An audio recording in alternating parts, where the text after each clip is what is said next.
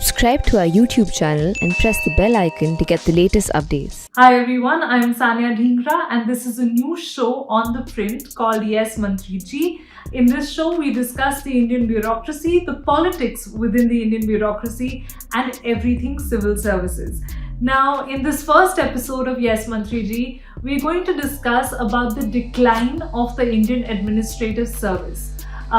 Some of us know that the IAS has traditionally been the most elite civil service within this very elite group of civil services in general. But over the last 8 years, since Prime Minister Narendra Modi came to power, there has been a widespread impression that the IAS has been losing some of its sheen, some of its dominance within the civil service structure in the country. How do we say that?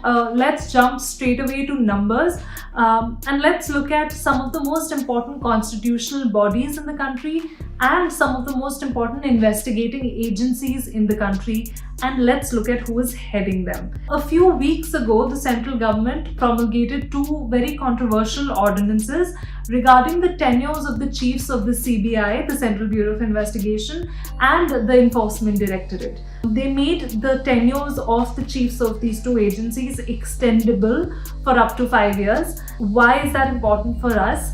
It's important because with these ordinances, these two became the only agencies in the country whose chiefs can remain in office for a period of up to 5 years. Even the army chief cannot stay in the office for up to 5 years. What's important particularly to us is that both the CBI and the ED are headed by non-IAS officers. While the CBI is headed by Mr. Subodh Jaiswal, who is an officer of the Indian Police Service, the ED is headed by Mr. S.K. Mishra, who is an officer of the Indian Revenue Service, the IRS. Until 2016, the ED was always headed by an IAS officer, but in 2016, the Modi government brings in Mr. Karnal Singh, who was an officer of the Indian Police Service, and this kind of dominance that the IAS had within the Enforcement Directorate came to an end in 2016. Let's look at the Central Vigilance Commission. The CVC does not have a full-time chairperson right now. It has an acting chairperson, but it is an eminent banker, Mr. S.N. Patel. So he is a lateral entrant, not a civil servant, but not an IAS officer either. Very similar to ED, even the CVC was always headed by an IAS officer until 2015, when the Modi government brings in Mr. K.V. Chaudhary, who's also the former chairperson of the Central Board of Direct Taxes, an IRS officer, and the dominance, the sway that IRS officers held within the CVC also came to an end. It's important to note that the IRS, to which both Mr. Chaudhary and Mr. S.K. Mishra, the current ED chief, belong, is not an all-India service. Now, the three all-India services are the Indian Administrative Service, the Indian Police Service, and the Indian Forest Service. So, even though the IRS is not an all-India service, it is in some ways leaving the IAS behind, or at least giving it a very stiff competition. You look at the Central Election Commission, arguably the most important constitutional body for the Indian democracy, again headed by an officer of the Indian Revenue Service, Mr. Sushil Chandra. Mr. Chandra is only the second IRS officer to ever become the Chief Election Commissioner of India. Otherwise, all CECs have been IAS officers, with the exception of one, I think former Lok Sabha Secretary General, who rose to become the Chief Election Commissioner. You look at the Union Public Service Commission, again a constitutional body which is in fact responsible for holding the recruitment exams for all these civil servants that we're talking about. The UPSC is headed by Mr. Pradeep Kumar Joshi. He is an academician, again a lateral entrant, but again not an IAS officer. In fact, his predecessor was a civil servant, but even he was not an IAS officer. You look at the position of the National Security Advisor, again very, very crucial position from the perspective of security matters in the country. It is held by Mr. Ajit Doval, who is of course an officer of the Indian Police Service. He importantly holds a cabinet rank in the government as well. Now, to be fair, the NSA has always been an officer of the Indian Police Service or an Indian Foreign Service officer. So the IAS has never been an NSA in the country. But we are not seeing the IAS being able to make inroads into this position even now. So while positions that have been traditionally held by the IAS, like the ED and CBC, are increasingly being held by non-IAS officers, we are not seeing the reverse happen, where IAS is also able to make inroads into services that are not traditionally positions which have been held by IAS officers. You look at the National Investigation Agency, it's the same story.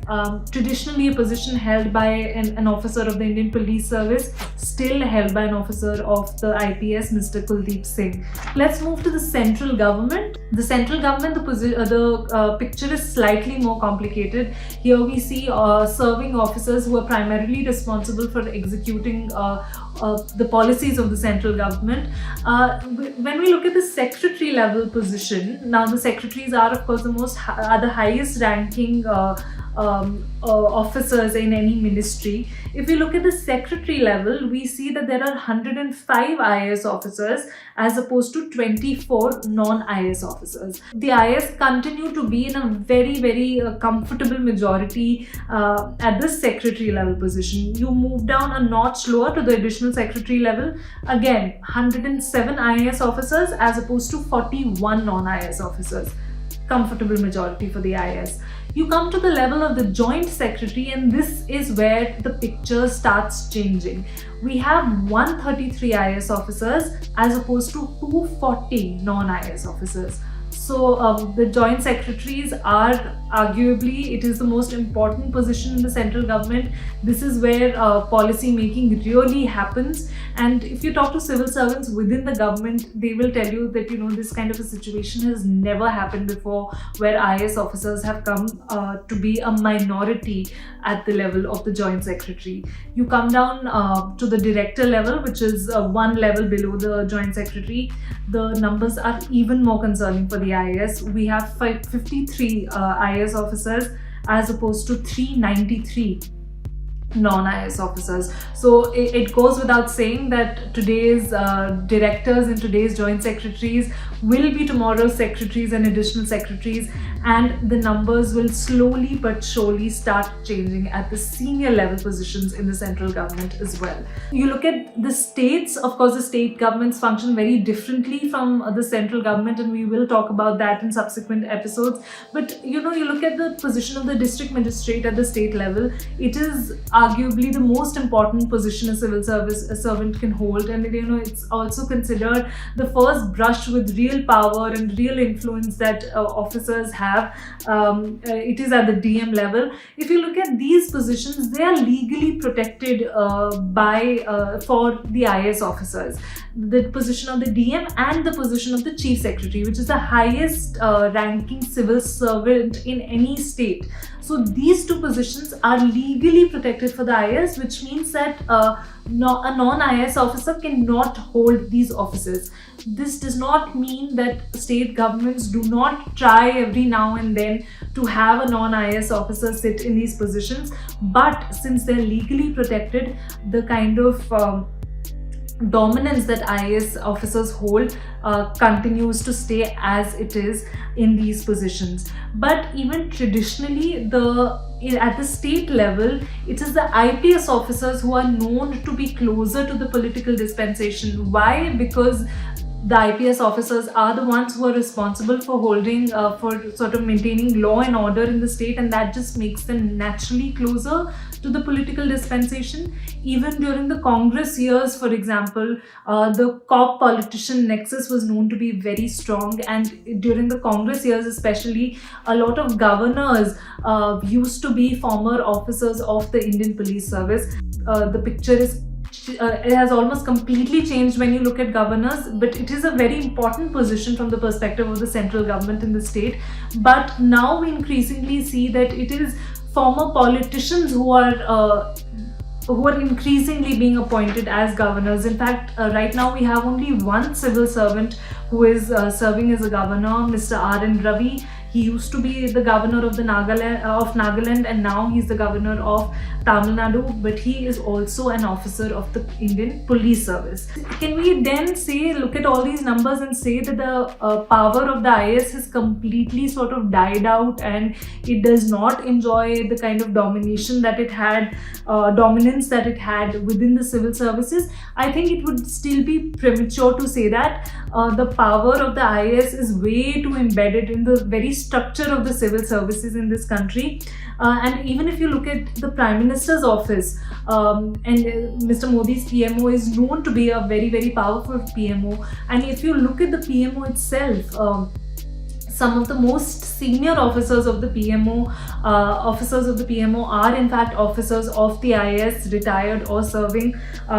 So I think it would be premature to say that the IAS has completely lost its power, and we will increasingly see, for example, UPSC aspirants choose other services over the IAS. We don't have any reason to say that, but these numbers tell us a very important story, and that is a story of the changing power dynamics within the bureaucracy. And to make sense of these numbers, let us finally look at a speech that Prime Minister Narendra Modi made on the floor of the Parliament in February this year, where he was giving a bit of a push to the private sector, but that became an attack on the IAS officers, not all civil servants, but IAS officers in particular. He said, "Sab kuch babu hi karenge kya?" And babu, of course, is considered a very demeaning term for civil servants. He said, "Sab kuch babu hi karenge kya? IAS ban gaye, मतलब fertilizer का कारखाना, chemical कारखाना, हवाई जहाज सब वही चलाएंगे. ये कौन सी बड़ी ताकत बनाकर रख दी है हमने." So as I said, that ताकत has not completely died or gone away. The ताकत is very much there, but these numbers do tell us that there are attempts to kind of diminish that ताकत in some way or the other. Thank you so much for watching. We will be back with another episode of Yes Mantri Ji. Until then, do subscribe to the Print YouTube channel.